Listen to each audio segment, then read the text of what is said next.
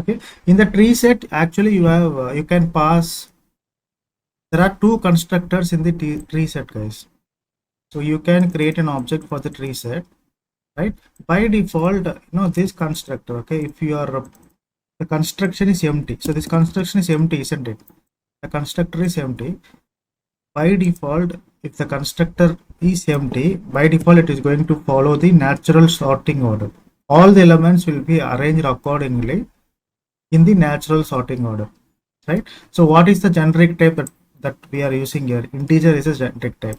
What is the natural sorting order for the integer? Right? For integer, the natural sorting order is what? Obviously it is ascending order, right? Ascending order, right? But when you pass the comparator object, inside this constructor, comparator C, right? So you can customize the sorting order. So there are these are the two constructors where you can use for the tree set to ensure that if you want to get the output in the natural sorting order, you can use this constructor. If you want to customize the output, if you want to customize the sorting order, you can use this constructor. Okay, we will understand this with the Java program firstly. Okay, let me write a small Java code here. If you have option to let people in, you can do that, guys. Okay, the small Java code I want to write. So tree set. So tree set integer. So the tree set is designed to ensure that all the collection objects are sorted accordingly, or are sorted according to the natural sorting order. Right? So I want to add some numbers here.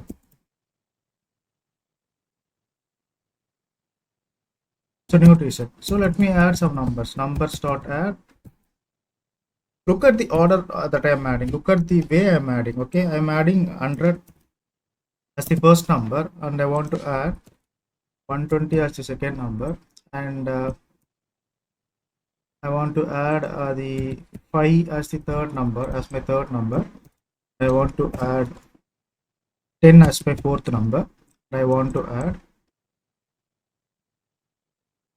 let me take it as 50, right?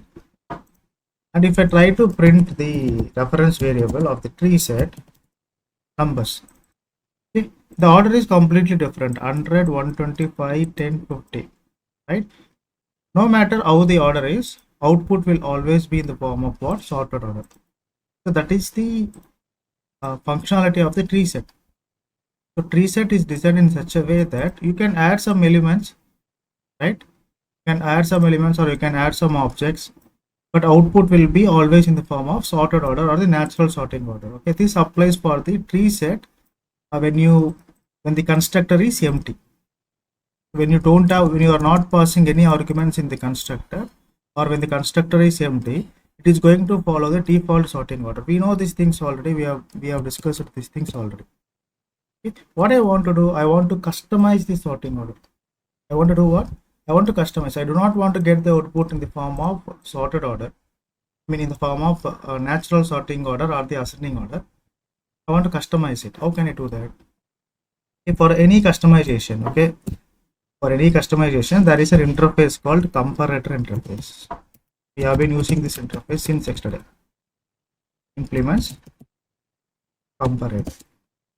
Okay, so the class has to implement comparator interface so that it is going to get the qualities of sorting order. So the generic type is what? Integer type.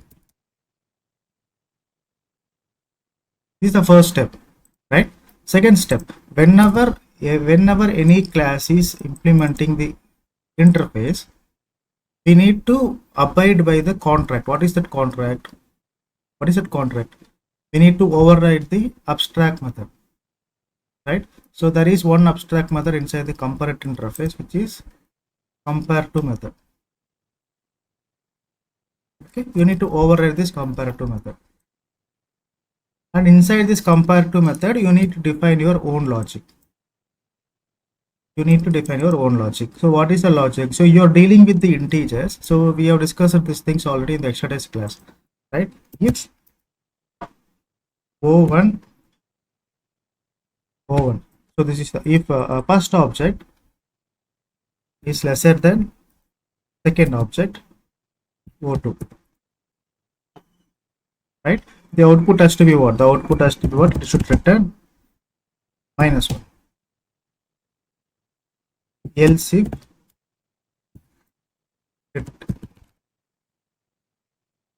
if first object is greater than second object, it should return +1. Third, else should return 0. So this is the the logic for the sorting order. So this is how you define your own logic. This is how you customize the logic for the sorting, right? After doing this, what you will do, you need to use this comparator interface as the reference variable, as the type, right? So comparator interface equal to C, any reference variable you can give, equal to new driver.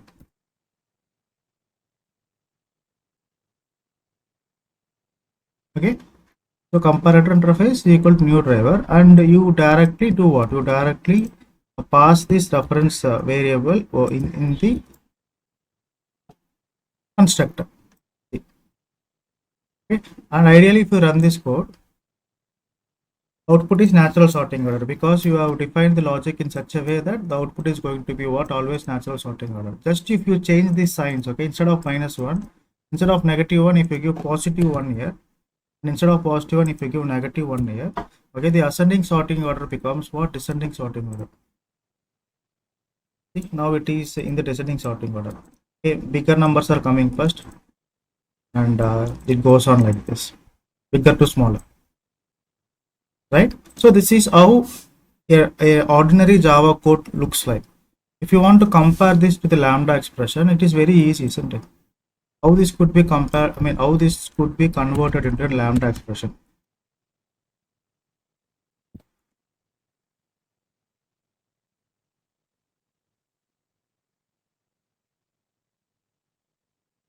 Okay, so before even converting this to Lambda expression, so we got to know about the ternary operator in the exercise session, right? So what is a ternary operator? So if this is the code, and it has 3 conditional checks, so I can convert this code by using a ternary operator directly, right? So you see the video of ternary operator if you are not aware of that. So first condition, okay, first condition is what?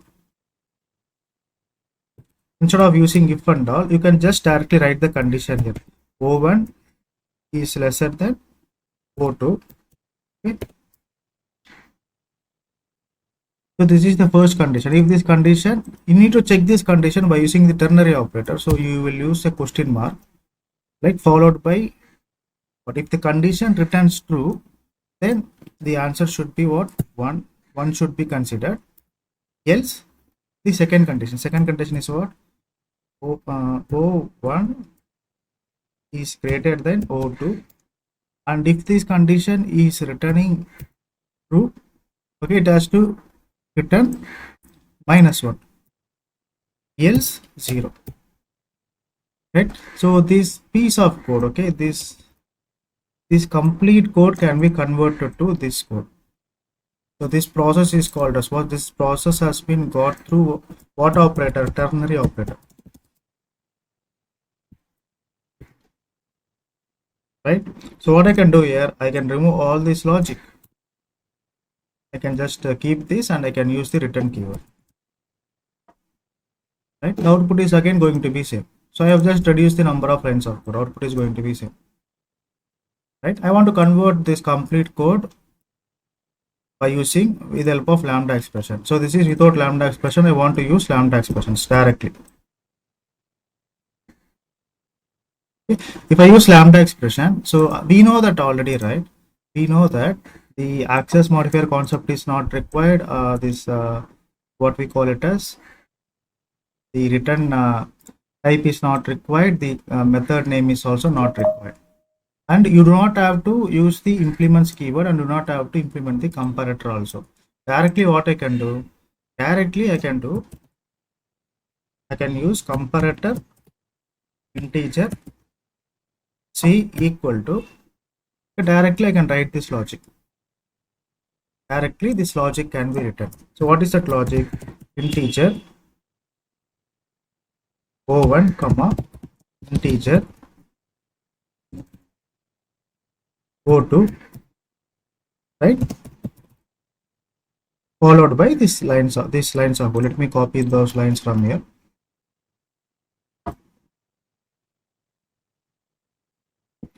Followed by these lines of code, isn't it? And to represent this as a lambda expression, what is mandatory? What is the thing that we need to take? We need to include the arrow token, and we need to keep the semicolon, right? Arrow token and the semicolon, into place a semicolon. So it has been converted to the lambda expression. This I can optimize this further. How I can optimize? The data type is not required for the parameters, because based upon the contents, compiler will recognize the data type. So remove this data type, right? And if there is only one line of code in the body of the lambda expression, these parentheses are also optional, right? So remove the parentheses, right? And the return keyword is also optional, so remove the return keyword also. What is the things that are pending? Okay, you have only o1 comma o2, right, and arrow operator. Okay, and these lines of code here after removing the return keyword, isn't it? Okay, that's it. This is the typical lambda expression, right? So same thing I can do here. Okay, so this concept is not required. Directly, okay, I can remove this new driver, right, and the I can remove this method directly. Okay, I do not want to implement the comparator interface because I am using lambda expression. So I can directly write the logic here. After writing the logic, I need to remove what? I need to remove the access modifier, I need to remove the return type, I need to remove the method name not required for the lambda expression, and I need to keep the semicolon, and I need to keep the arrow token, right? So if you want to optimize further, this data type is also not required, right? And if you want to optimize further, there is only one line in the body of the lambda expression, so these parentheses are also not required, right? This return keyword is also not required because of only one line. So this is the simple lambda expression that we have, right? I can pass c here directly, or else I can further optimize this. Instead of passing c here, okay, the c is holding the value, c is holding this value, right? Instead of creating c, instead of creating a reference variable and assigning it to the comparator, okay, this c is already holding this value, so I can directly pass this value. I can directly, instead of c, I can directly pass this value. So I do not want to keep this. This can also be removed. See how the code has become. So without lambda expression and with lambda expression, if you do the comparison, you will get a lot of difference. This is without lambda expression, how the code is clumsy. With lambda expression, the code has become concise. Don't you think so? Okay, what we have achieved here, we have achieved what? We have achieved how to enable the customized sorting order by using the lambda expression. Thus, just we are passing these lines of code inside the constructor of the tree set. Right, this is one case. So we know that there is also a concept called maps in collections. Maps. What is a map? Map is what? To store the data in the form of key value pair. One is to go for Java maps. Map. Right, the data can be stored in the form of what? Key value pair. Right, like this, you have a tree map, right? Tree map is it will accept two generic type. One generic type can be integer type, okay, and the second generic type can be what? String type, right? And let us say that it is going to accept the student student register numbers equal to new tree map. Okay, and again in the tree map there are two constructors, guys. So one is an empty constructor and the second one is a constructor which accepts comparator,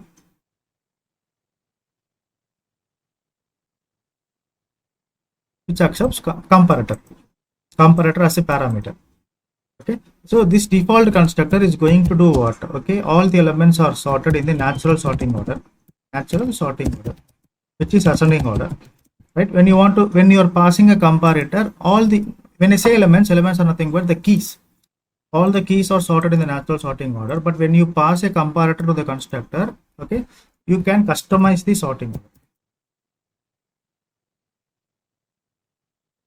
Okay, the same thing that you have discussed for the tree map, I mean for the tree set, you can apply the same thing for the tree map also, right? So tree set, okay, let me remove this. Okay, so tree map is going to accept data in the form of what? Key value pair.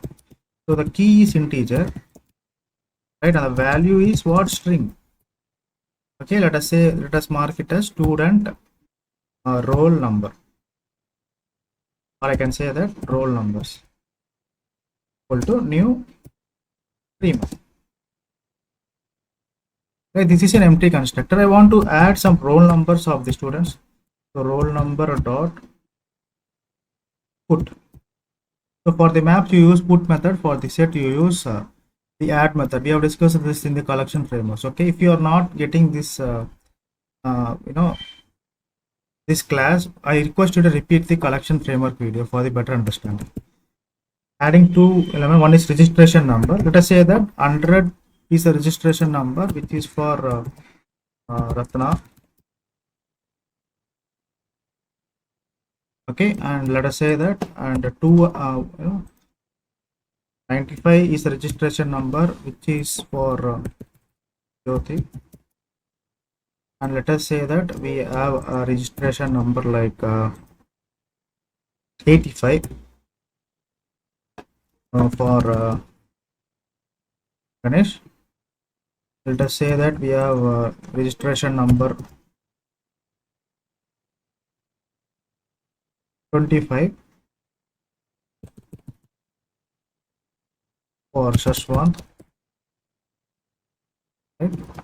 And let us say that we have registration number something like 105 for Srikanth. Okay, and you know the tree map always arrange the output in the form of sorted order.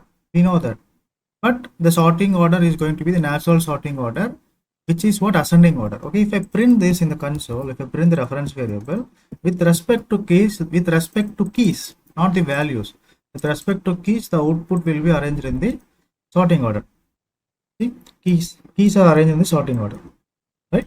But I want to customize my sorting order. What I will do, I will just pass the comparator object directly. We have got to know what is a comparator object. We have just seen that in the tree set example. Same thing I'm going to pass here. So how I can pass here? So directly, how does the lambda expression looks like? So, okay, you have two objects, O1 comma O2.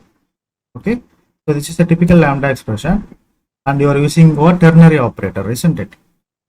Okay, if O1 is greater than, is lesser than O2, question mark, if conditional check O1 is lesser than O2, right, you will return 1 for the descending order. If not, and if you will try to perform the another conditional check, if O1 is greater than O2, you return -1. Okay, if this is also not getting satisfied, you return 0. So this is how the lambda expression looks like. You pass that lambda expression in the constructor of the tree set, and if you run this piece of code, right, output is sorted in the descending order. Output has been customized if you see. Okay, the roll numbers are arranged in the descending order. So 105, the maximum roll number, followed by 100, 95, 85, 25. Okay. So see, with the lambda expression, we are making the code clear and concise. Directly, we are passing the lambda expression. So this is the comparator object. We are avoiding so many boilerplate code. I mean, I can say not the boilerplate code. We are avoiding. We are making that code is readable and concise. We are avoiding implementing the comparator. We are avoiding overriding the abstract method, right? And we are also doing what? We are making sure that the lambda expression is invoked in such a way that directly we are passing the value of the reference variable of the comparator object, right? Now the last example is going to be what? Okay, today we have discussed about tree set, we have discussed about tree map. Now we will discuss about what? User defined objects. Very, very important. We're going to discuss about what? The user defined objects. So let us say that I want to take focus here, guys. This is very, very important. This will be interesting. I want to take an employee object, because I want to create an object for employee, right? So every employee is going to have, typically they are going to be identified with many set of data. Okay, but in our example, I want to consider the employee is going to be identified by the name, and the employee is going to be identified the, I'm sorry, employee number, ENO, and the employee is going to get identified by the employee name. I want to take only the employee number and the employee name, right? How we can apply the concept of lambda expression for these user defined classes. Okay, now I want to take a constructor. Okay, why I wanted to take a constructor like employee constructor? So this employee constructor is going to initialize the values of the values to the instance variables, right? We have two instance variables, integer eno, and we have string ename. So I'm using a constructor. I want to use a constructor so that the values, okay, the instance variables will be initialized. So this dot eno equal to eno, this dot name equal to name. Okay, now you see, let us write this in the code. Let me remove all this. I don't want all these things. Okay, I'm taking a class of what? Employee. Okay, and employee is going to have, according to our example, employee is going to have employee number and employee name. So number is in the form of integer and name is in the form of what? String, right? I want to define the constructor to initialize these instance variables. So this is my constructor, so employee constructor. So integer eno, string ename, right? This dot eno equal to eno, this dot ename equal to ename. Okay, I'm using this constructor to initialize the values to these instance variables. So we know these concepts already, how this installation happens. We have discussed this in the core Java constructors class, right? Now now you see, if I directly creating an object for employee, so employee obj equal to new employee, right? I want to take the name of the employee as Ratna here. I mean, not name of the employee. The employee number is 100 and the name is what? Ratna.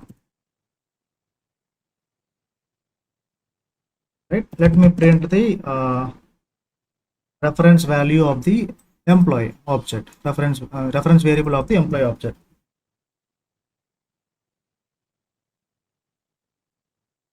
If I print this, the output is in the form of what?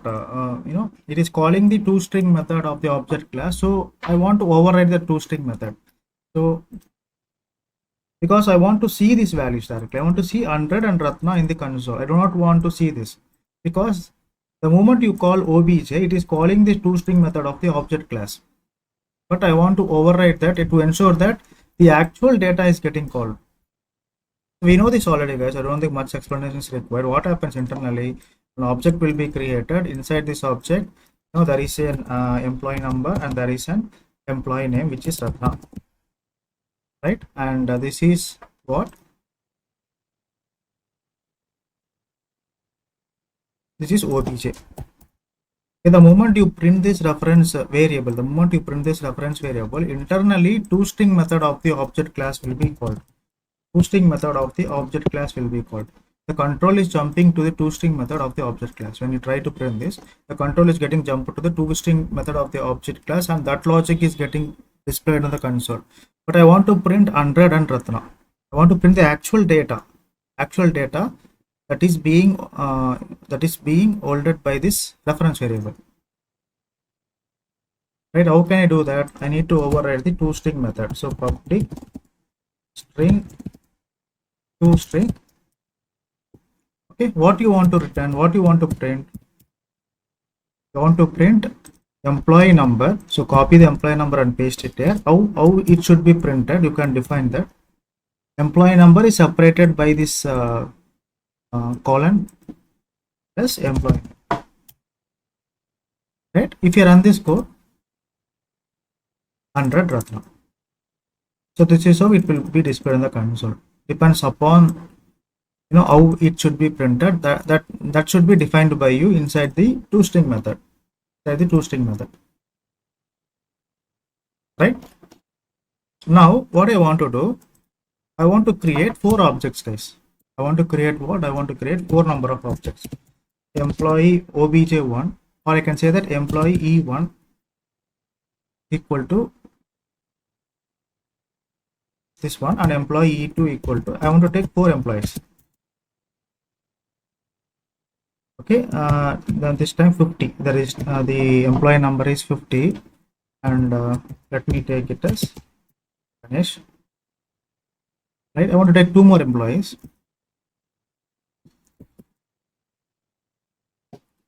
3, 4. I have created 4 employee objects, right? And 50, 100, 75, and what I want to take, any data I can take. Let me take it as Sriram. Okay, I want to take here 110. Let me take it as Jyoti. Right, these all are the employee objects, isn't it? Don't you think so? These all are the employee objects. So I have created how many employee objects here? Okay, these 4 lines of code has created 4 employee objects. 1, 2, 3, 4. Right? And each and every employee object has its own reference, right? So E1, E2, E3, and E4. E1, E2, E3, and E4. Right? And what I want to do, I want to store all these objects as a single entity. Okay? So I want to store all these objects into a single entity. So what is the single entity? I want to use a collection to store all these objects into a single entity. So I want to use an array list, so that all these objects will be stored inside the array list. Okay? The object. Okay. So this is what array list. Array list, what is a collection of object, right? Collection is what? A group of object which is getting represented into a single entity. So here I want to use array list to store all these objects. How can I write a program for this? Very simple. Create an array list, right? And array list type, what is it? What should be the generic type of the array list? This time I want to store what objects? I want to store employee objects. E1, E2, E3, E4, they are the employee objects. They are not integers, they are not strings, they are employee objects. So I need to pass the generic type as what? Employee type, right? And employee is equal to new array list. Okay, so now I want to add all the employee objects. Employees dot add. Okay, E1, first employee object, followed by E2, E3, and E4. Okay, if you want to visualize this in the diagram, so individual objects are, every object is collected and added inside a single big object, and this object is called as what? Array list. So in our example, it is what? Array list object, right? In our example, it is employees.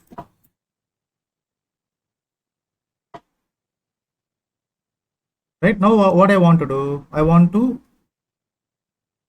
sort the employees. I want to sort the employees according to the what? According to the roll number.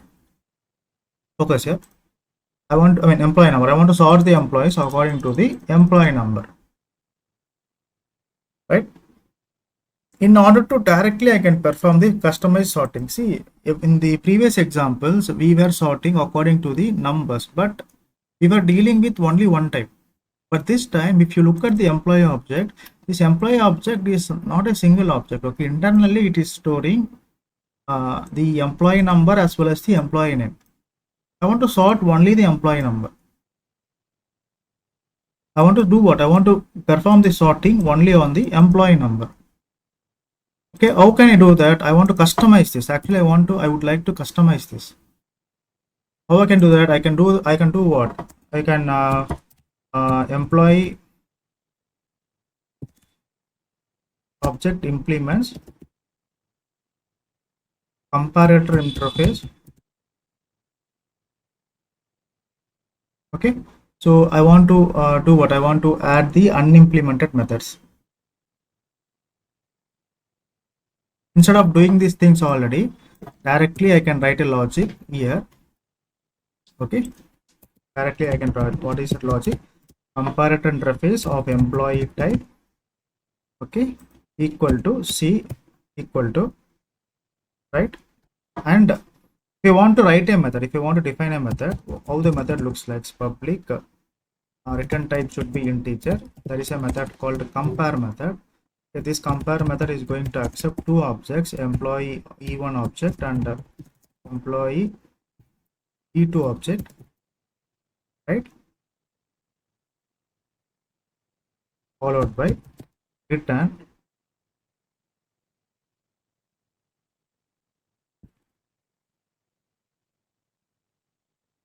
if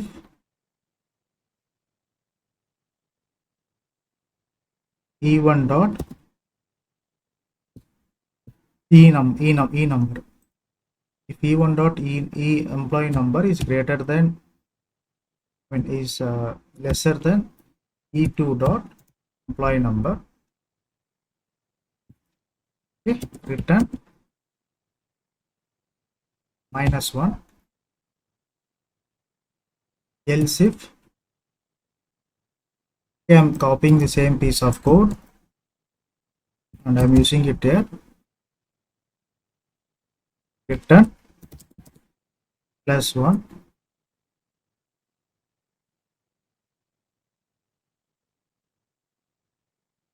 Okay, else return 0.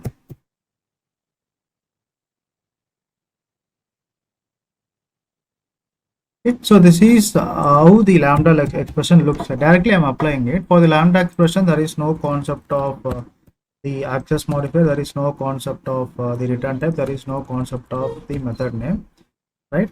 And also you do not want to specify what, you do not want to specify the data types also. This is also optional,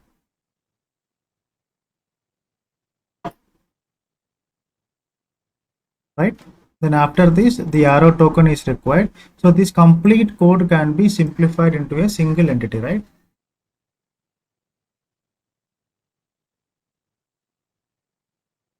Okay, so these even names are already there. I want to take a different name here. Let me take A1, let me take A2. Okay, instead of even, let me take A1 because those names are already used. That's why it is giving me error. So I'm using a different name. A1, A2. Okay, so this complete statement can be again reduced as a single expression, which is what I can remove this directly. I can use the ternary operator, which is A1 dot employee number, it is lesser than A2 dot employee number, right? It should return 1. Else if it is greater, it should return -1, else it should return 0. Right, so there is only one statement, so this return, this is also optional. So this is how the lambda expression looks like for the employee object. So why I'm using ENO? ENO is what? ENO is here. ENO is the integer type. I mean employee number type. So in the employee object, I want to just perform the sorting on the employee number. That's why I am fetching the value of ENO in the A1 object. This A1 is nothing but reference variable. You can give any names here. Instead of A1, you can give B1, C1, D1. No issues. Okay, it will be treated as reference variable. Inside this reference variable, you are extracting employee number. That employee number is getting compared with each other, right? Because you are doing what? You are using the compare method. Internally, this is directly I have converted this code, compare method, right? Now what I can do, I can use collections dot sort method. This collections dot sort method will accept two parameters. One is employee object parameters, I mean array list parameter. Second one is the comparator, which is C. Okay, if I run this piece of code, the output is empty because we are not displaying anything in the console. Let me display that employee objects. Okay, descending order. The employee numbers are arranged in the sorted order 110, 100, 75, 50. If I want to get displayed in the ascending order, what I can do, directly I can change the signature here. Instead of 1, keep -1. Instead of -1, keep +1. If I run this piece of code, I get the output in the form of ascending order. So ideally, we are just discussing about the lambda expression. Even the lambda expression is applicable for the collections console. This is how you can invoke the lambda expression in the collection framework. If you want to print the output before applying the sorting mechanism, okay, how the output is going to look like. Okay, before applying the sorting mechanism. So this part is talking about the sorting mechanism. So before that, how the output is going to be, right? How the output is going to be? The output is going to be following the insertion order, right? So hundreds, 50, 75, 110. Insertion order is there. Okay, after applying the sorting logic, how the output is going to get displayed? It is following the sorting order. How the elements are sorted? Elements are sorted according to the employee numbers in the natural sorting order. Why natural sorting order? So the logic is written like that. If you want to print the output in the descending order, okay, just change the signatures here. Okay, minus becomes plus, plus becomes minus, and 0 remains the same. Okay, now descending order. Output is in the form of descending order. Right? Even if you want to ignore this piece of code, okay, even if you want to ignore this line, you can directly copy this line because C is a reference variable and it is holding the value. Directly copy the value, directly put the value in place of C. So these things are not even required. But if you do this and if you run this piece of code, same thing will happen, right? And even if you want to optimize this further, right, instead of creating objects individually, you can do what? This is E1 is a reference variable, right? E1 is a reference variable. So why can't I assign the reference value directly here? I can cut this, I can paste this. Okay, I can just cut this, I can paste it here, I can cut this, I can paste it here, I can cut this, I can paste it here. This 4 lines of code is also not required.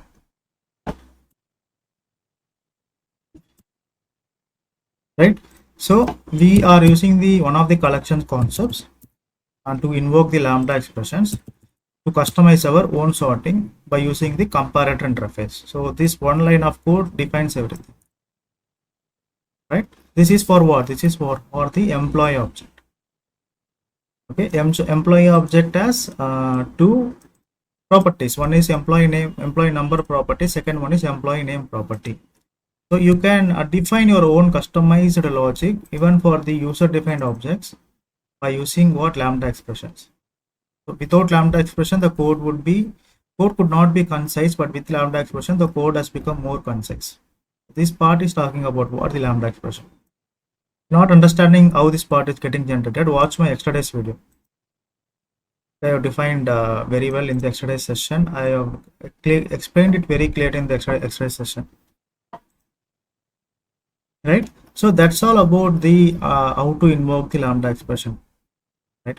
So now you know what is a lambda expression and you know what is a functional interface.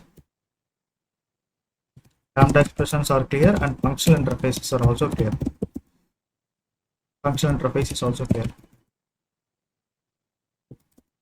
Okay. Tomorrow you will understand something new, some new topic, which is what anonymous class. There is a class called anonymous class. You will understand this topic tomorrow. This is a new topic. So I think you will be able to answer any kind of questions from the Lambda expression. And in the functional interface, there are two topics are remaining, which is what you need to discuss about the default methods in the functional interface.